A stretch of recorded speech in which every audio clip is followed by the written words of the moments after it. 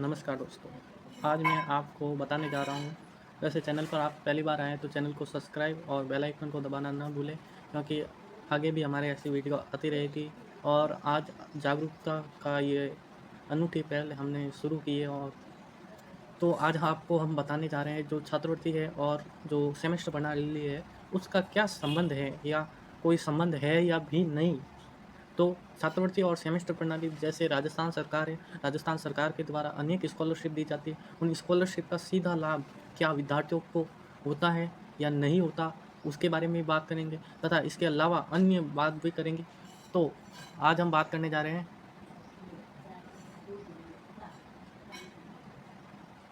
तो स्कॉलरशिप के बारे में बात करने जा रहे हैं और सेमेस्टर प्रणाली। तो जैसे कि मैंने इस वर्ष जो अप्लाई की थी राजस्थान मुख्यमंत्री उच्च शिक्षा छात्रवृत्ति योजना में, जिसके तहत 5,000 रुपये आते हैं हर विद्यार्थी के। जो डिसेबिलिटी में आते हैं, विशेष योग्यजन में आते हैं, उनके 10,000 आते हैं। और इसके अंतर्गत जो मेरे आए हैं 3500 रुपये। और इसका कारण क्या रहा, जब मैंने इसकी जो शिकायत है राजस्थान संपर्क पोर्टल पर भी की, वहाँ से भी मुझे इसकी संतुष्टि नहीं मिली। मैंने 6 कंप्लेंट की, जिसका निस्तारण नहीं हुआ। यही कहा गया कि आपने जो दिनांक दी उसके हिसाब से बिल जनरेट हुआ। लेकिन मेरा कहना यह है कि बिल जनरेट हुआ वो ठीक है, लेकिन मैं अभी तक सेकंड ईयर में हूँ और मुझे पूरी स्कॉलरशिप मिलनी थी, लेकिन मेरे 3500 रुपये ही आए 7 माह के।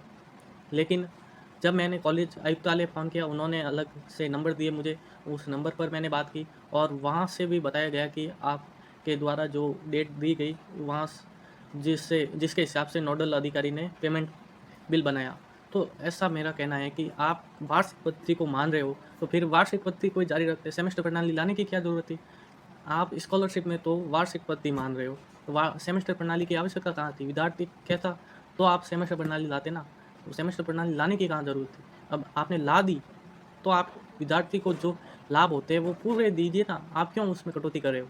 आपके वैसे घर का तो कोई होता नहीं है, सरकार देती है, तो आप क्यों विद्यार्थियों को, वैसे विद्यार्थियों से तो फीस पूरी ली जाती है ना आपने, तो आप क्यों उनकी कटौती कर रहे हो?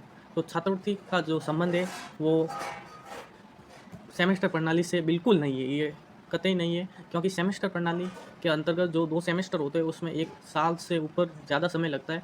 और इतना है ना, जो स्कॉलरशिप के लिए समय नहीं रहता, 10 महीने की छात्रवृत्ति मिलती है जो अलग-अलग होती है, वो उनकी बात है। लेकिन मैं आज मुख्यमंत्री उच्च शिक्षा छात्रवृत्ति की बात कर रहा हूँ। तो उच्च शिक्षा छात्रवृत्ति में जो मैंने बताया कि जो वार्षिक पद्धति के अनुसार ही आपके महीने गिने जा रहे हैं। जैसे कि 10 महीने की छात्रवृत्ति होती है, 5,000 वो आती है खाते में। और आपको बता दूँ कि जो 10 महीने की छात्रवृत्ति आती है वो आप जून से लगाकर अप्रैल तक आती है। लेकिन हमारे जो लेट फ़ीस शुरू की गई, जैसे कि हमारे जो रीएडमिशन फ़ीस होती है जो अक्टूबर में शुरू की गई, इसलिए मैंने अक्टूबर में भरी।